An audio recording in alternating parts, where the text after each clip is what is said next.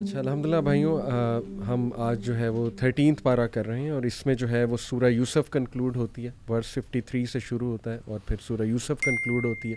उसके बाद सूरह राद, one of the most powerful सूराज माशाल्लाह, एंड देन सूरह इब्राहीम का कुछ जो है वो हिस्सा इसमें अल्हम्दुलिल्लाह।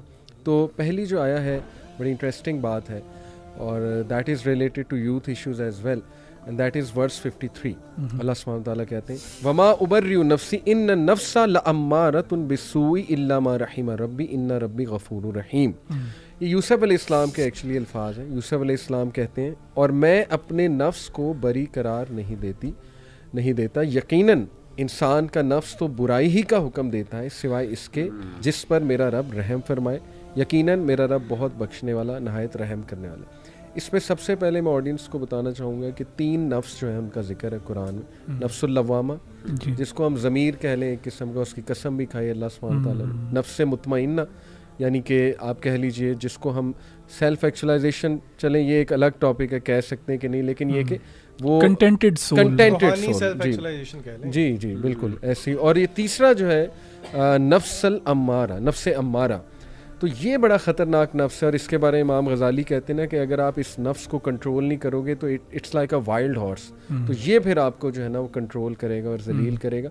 तो देखिए आज जो मूवीज़ और ये टीवी सीरीज़ की दुनिया है ना, पूरी मीडिया इंडस्ट्री, वो सबलिमिनल साइकोलॉजी ना पूरी एक फील्ड है इस हवाले से। सबलिमिनल मैसेजेस जो एक ख़ास फ्रीक्वेंसी पे हिट करते हैं इंसान के अनकॉन्शियस और सबकॉन्शियस माइंड, और इंसान को एहसास भी नहीं होता। जैसे एक मूवी है ना, वो सारी लेट्स से अच्छी है, लेकिन उसमें कोई ऐसा एक सीन होगा या कोई ऐसा सबलिमिनल मैसेज होगा जो हमारा अनकॉन्शियस पार्ट जो है वो पकड़ लेगा और उसके बाद वो हमारी पर्सनैलिटी में आ जाएगा। तो आई थिंक कि ये जो नफ्स अम्मारा है ये इस हवाले से भी ख़तरनाक है कि इंसान को शायद फील भी नहीं होता और वो चीज़ उसे अफेक्ट कर रही होती है। और दूसरा ये कि मैं समझता हूँ कि नफ्स अम्मारा ये वो नफ्स है बेसिकली कि जैसे इंसान को कभी कभी ना बुराई ज़्यादा अट्रैक्ट करती, और ये ह्यूमन नेचर है।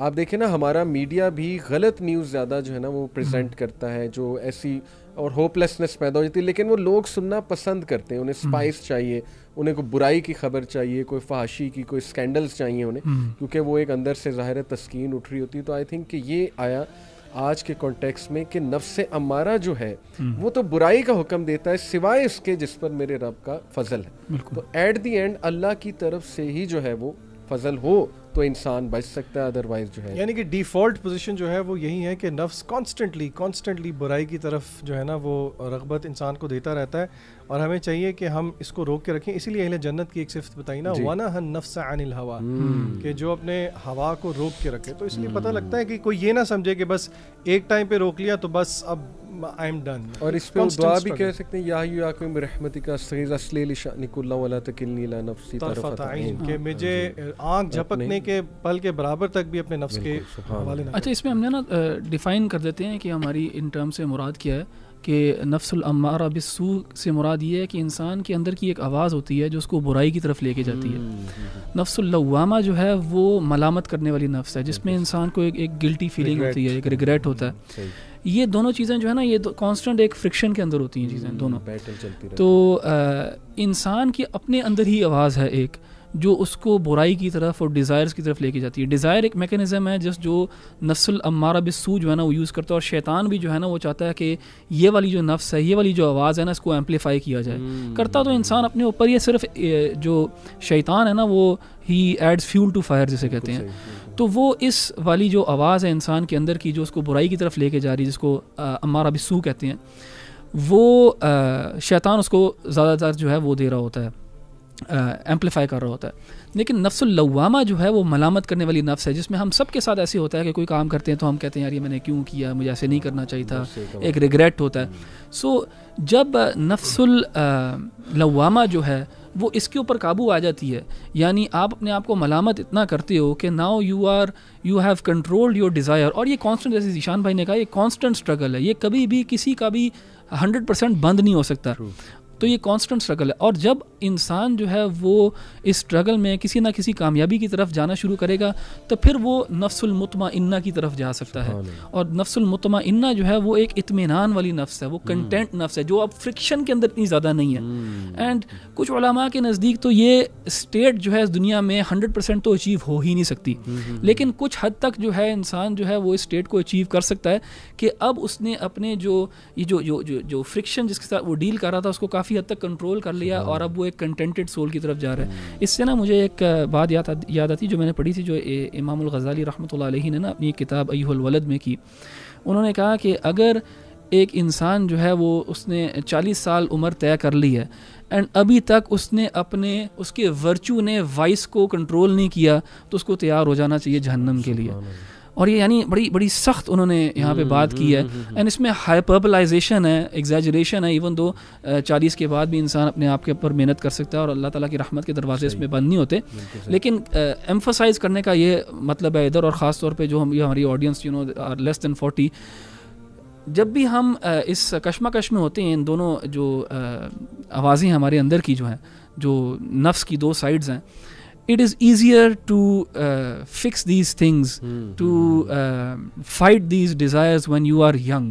आप अपने 20s में हैं, 30s में हैं, उसके बाद ये फाइट जो है ना ये मुश्किल हो जाती है। और फिर वो जो आपने वो जवानी में और जो उसमें जो मेहनत की होती है ना उसका फ्रूट जो है फिर आप बाद में टेस्ट कर सकते हो। तो नफ्सुल मुतमइन्ना जो है ना वो शायद उन्हीं को ज़्यादा नसीब होती है जो जवानी में ये लड़ाई करके ना थोड़ा सा अपने आप को कंट्रोल कर लेते हैं। लेकिन अगर आप इस सूरत पे हम गौर करें, यानी कि द फ्रूट्स ऑफ नफ्स मुतमइन्ना नेसेसरली सिर्फ शहवात के कॉन्टेक्स्ट में नहीं है। अगर आप सूरह यूसुफ पे गौर करें और ऑफ कोर्स के वी कैन बी करेक्टेड, लेकिन मुझे लगता है कि याकूब अलैहिस्सलाम was a perfect manifestation of नफ्स मुतमइन्ना, क्योंकि जब दूसरी दफ़ा उनको जब पता लगा, जब वो कहत आया और उनके बेटे गए, ये आयत नंबर 83 और 84 मैं सूरह यूसुफ की कोट करना चाह रहा हूँ। उन्होंने जब कहा कि इस तरह भाई हमारा वहाँ पे रह गया, तो याकूब अलैहिस्सलाम ने वही चीज़ कही जो पहले भी कही थी, क़ाल बल सव्वलत लकुम अनफुसुकुम अमरा फसब्रुन जमील। तो बस मैं सब्र करूँगा, जिसका तर्जुमा किया गया ब्यूटीफुल पेशेंस। यहाँ पे थोड़ी सी मैं ब्यूटीफुल पेशेंस के बारे में बात करना चाह रहा हूँ कि देखें, मसले मसाइल हर एक की ज़िंदगी में आते हैं, कोई भी दूध का धुला नहीं है, कोई भी ये नहीं कह सकता उसकी ज़िंदगी में मसाइल नहीं है।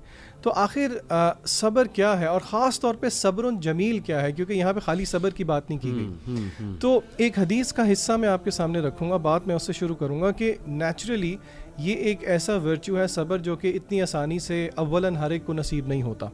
नबी करीम सल्लल्लाहु अलैहि वसल्लम ने फरमाया कि हदीस का एक पोर्शन है जिसका मफहूम ये है कि pretend to be patient and Allah will bestow patience upon him, यानी कि वमन यतसब्बर युसब्बरहुल्लाह, ये उस हदीस का जो है वो पार्ट है।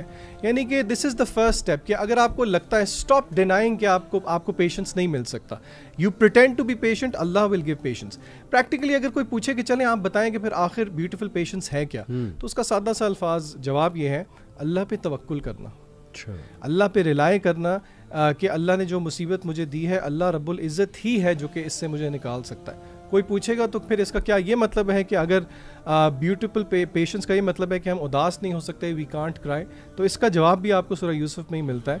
वो सैडनेस और वो जो हुज़न है और वो जो रोना है वो डायरेक्टेड होना चाहिए सिर्फ़ और सिर्फ खालिक की तरफ। जिस तरह कि याकूब अलैहिस्सलाम ने कहा, इन्नमा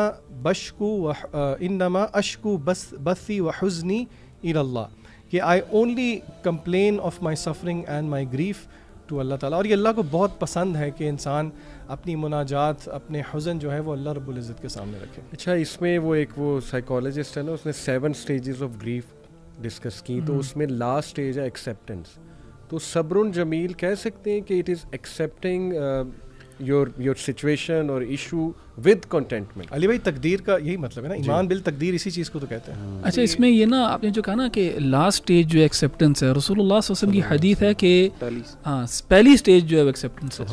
हाँ जी, सदमतुल ऊला के बारे में रसूलुल्लाह सल्लल्लाहु अलैहि वसल्लम ने कहा कि अस्सब्रु इंद सदमतुल ऊला, कि जब अफ्लिक्शन पहली दफ़ा आती है तभी एक्सेप्ट कर लेना, असल तो सब्र ये है। तो वो उस रिवायत में यही आता है ना कि रसूलुल्लाह सल्लल्लाहु अलैहि वसल्लम का गुज़र हुआ तो एक औरत जो है वो किसी कब्र पे रो रही थी।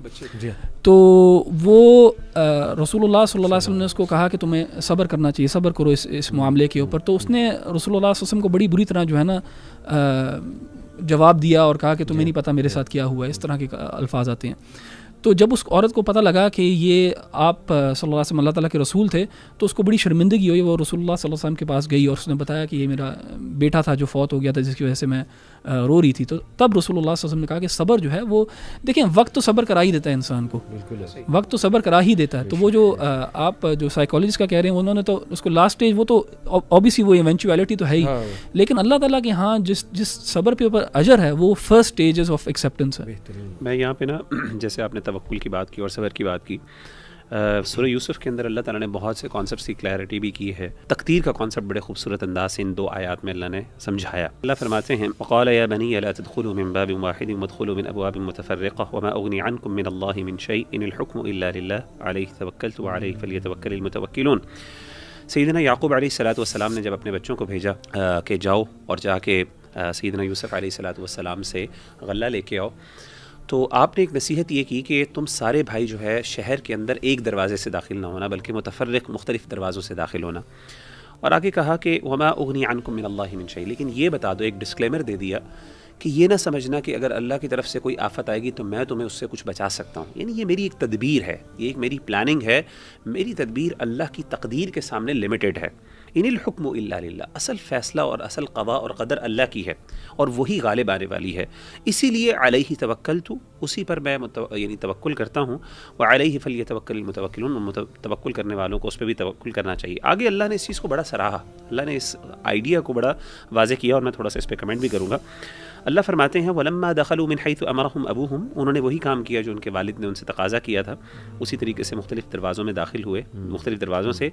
मा कान युगनी अन्हुम मिन अल्लाहि मिन शैइन इल्ला हाजतन फ़ी नफ्सी याक़ूब क़ज़ाहा, कि अल्लाह ताला से उनको कोई चीज़ बचा नहीं सकी सिवाय ये एक सोच थी, एक चाहत थी जो सैयदना याक़ूब अलैहिस्सलातु वस्सलाम के दिल में आई, जिसको उन्होंने पूरा कर लिया। एक उनकी ज़हन में एक सोच थी, एक तदबीर थी जिनको उन्होंने पूरा किया।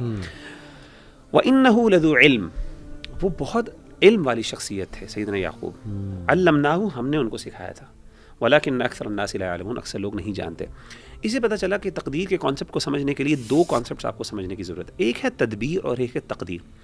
तदबीर कहते हैं हमारी प्लानिंग को, हमारी एफर्ट्स को, और तकदीर कहते हैं रिजल्ट्स को या उस अमल को जो अमल उस एफर्ट के ज़रिए या नतीजे के अंदर यानी अपीयर होता है या एग्जिस्टेंस जिसको हासिल होती है। तो पता चला कि इंसान को अल्लाह ने तदबीर का इख्तियार दिया, प्लानिंग का, और प्लानिंग करने के एंड पे तकदीर शुरू होती है। यानी जहाँ पे हमारी प्लानिंग और हमारी एफर्ट ख़त्म होती है वहाँ से तदबीर यानी वहाँ से तकदीर शुरू होती है। इन अदर वर्ड्स, पहली बात तो ये पता चली कि हमें अपनी एफर्ट पूरी करनी चाहिए, हमें अपनी पूरी प्लानिंग करनी चाहिए जैसे सैयदना याक़ूब ने की। उसमें ये नहीं अपनी तरफ से कमी नहीं करनी चाहिए, बैठे रहना चाहिए कि अल्लाह ताला आसमान से मदद नाजिल करे, नहीं, अपनी एफर्ट पूरी तरह करें। लेकिन उसके बाद एफर्ट और प्लानिंग करने के बाद फिर उसको अल्लाह पे छोड़ दें। इन अदर वर्ड्स, एफर्ट और प्लानिंग करने के बाद अगर नतीजा कोई और आ गया तो हमें उसको चैलेंज या उस पर नाराज़ नहीं होना चाहिए। क्यों वरना फिर वो तकदीर पर एक किस्म का एतराज़ हो जाएगा। इसीलिए आप देखिए कि हमारे दीन में सही बुखारी की हदीस है कि आप सल्लल्लाहु अलैहि वसल्लम ने कहा इत्तकुल लौ, ये जो लफ्ज़ लौ है ना, काश, इससे मना फरमाया। क्यों? आपने फरमाया कि तुम अल्लाह की तकदीर को बदल नहीं सकते। यानी तकदीर का मतलब ये, काश मैं इस तरह कर लेता तो ये नतीजा निकल आता। भाई तकदीर ऑलरेडी अल्लाह की डिफाइंड है, आपकी तदबीर हो सकती है, आप तदबीर के हवाले से प्लानिंग कर सकते हो, मैनेज कर सकते हो। तो इसीलिए इससे बहुत बड़ी बात समझ आई कि एक तो गम ना करे इंसान, दूसरी बात है एफर्ट पूरी करे। तो एफर्ट पूरी करने के बाद इंसान को चाहिए कि अब उसको फिर तकदीर समझ के कबूल करे कि यार मैंने एफर्ट पूरी की, मेहनत की है, अब मुझे डिप्रेशन में नहीं जाना, मुझे जो है ना उसका हुज़न नहीं गालिब आना चाहिए। तो ये कॉन्सेप्ट बड़ा ज़बरदस्त, ये आई थिंक कि ये एक्सेप्टेंस बहुत एम्पावरिंग भी है, बहुत पावरफुल। जिस तरह इसी सूरत के शुरू में अल्लाह ने कहा ना, वल्लाहु गालिबुन अला अमरी वलाकिन अक्सर अन्नास ला यअलमून। यानी कि मैं समझता हूँ कि अगर इसको इंटरनलाइज कर लें तो ये एक्सेप्टेंस के बजाय आपको एम्पावर करती है चीज़ कि आप अल्लाह की तकदीर पर तवक्कुल करें।